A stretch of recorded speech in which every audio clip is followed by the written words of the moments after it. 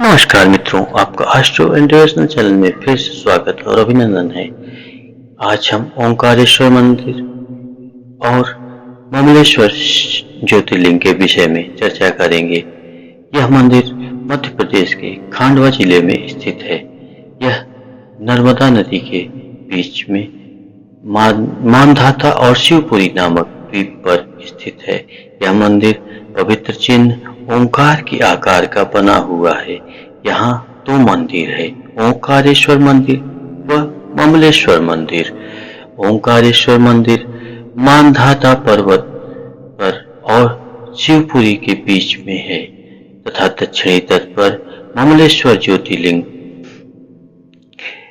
ओंकारेश्वर मंदिर के निर्माण के संबंध में कोई खास जानकारी नहीं मिली है।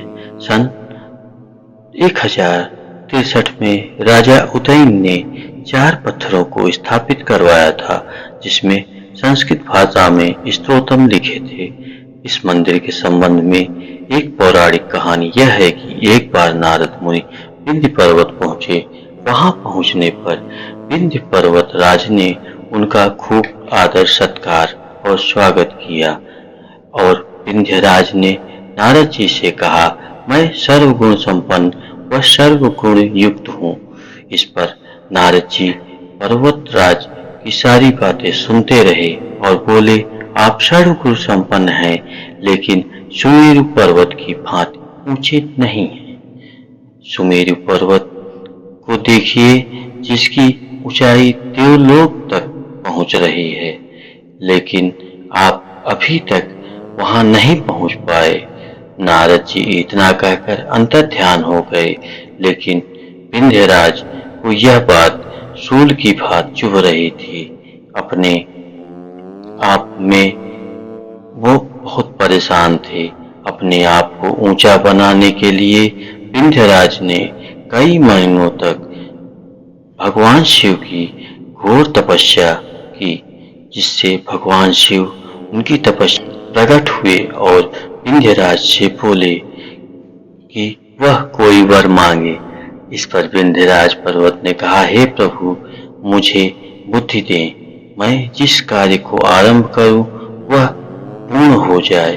भगवान शिव को ने ऐसा एवं मस्तु कह के भगवान शिव ने ऐसा वर प्रदान कर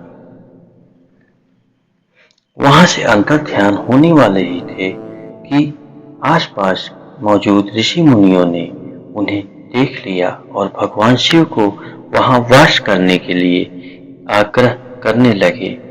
भोलेनाथ भक्तों की बात भला कैसे टाल सकते थे। वहीं वह 2 भागों में स्थापित हो गए, जिसमें विंध्यराज द्वारा स्थापित पार्थिव लिंग में और जिसे ममलेश्वर के नाम से जाना जाने लगा, और जहां भगवान शिव का वास होता है उसे ओंकारेश्वर के रूप में जाना जाने लगा। ओंकारेश्वर ज्योतिर्लिंग से जुड़ी दूसरी कहानी यह है कि राजा मानधाता यहाँ विंध्य पर्वत पर भगवान शिव की पूजा व ध्यान करते हुए और घोर तपस्या की तथा तपस्या से भगवान शिव अत्यंत प्रसन्न हुए और राजा मानधाता ने भगवान शिव से सदैव के लिए यहाँ वास करने की प्रार्थना की और तभी से भगवान शिव ओंकारेश्वर ज्योतिर्लिंग के रूप में स्थापित हुए। इस संबंध में तीसरी कहानी यह है कि जब देव दानव का युद्ध हो रहा था तो सभी देव दैत्यों से पराजित हो गए। तब देवताओं ने मिलकर भगवान शिव की पूजा की तो देवताओं की पूजा पर से प्रसन्न होकर भगवान शिव ओंकारेश्वर के रूप में प्रकट हुए और दैत्यों को पराजित किया। शिव पुराण में ओंकारेश्वर ममलेश्वर ज्योतिर्लिंग के दर्शन का पुण्य बताने के साथ साथ नर्मदा नदी के पावन जल में स्नान को अधिक नर्मदा नदी में स्नान के महत्व को भी बहुत गंभीरता से बताया गया है और कहा गया है कि नर्मदा नदी में स्नान गंगा और यमुना में स्नान से बढ़ के कहीं अधिक फलदायी होता है। कहा जाता है कि जो भी व्यक्ति यहाँ दोनों ज्योतिर्लिंगों का दर्शन व नर्मदा नदी में स्नान करता है, उसे लौकिक व पारलौकिक सुख प्राप्त होते हैं। एक बार बोलिए हमारे साथ, ओम नमः शिवाय। मित्रों, इस वीडियो में सभी प्राप्त तथ्यों को आपके सम्मुख रखा गया है। यदि कोई तथ्य छूट गया हो या गलत हो तो उसके लिए हम क्षमा प्रार्थी हैं। यदि आपको हमारा यह प्रयास पसंद आए तो हमारे चैनल को लाइक सब्सक्राइब जरूर करें।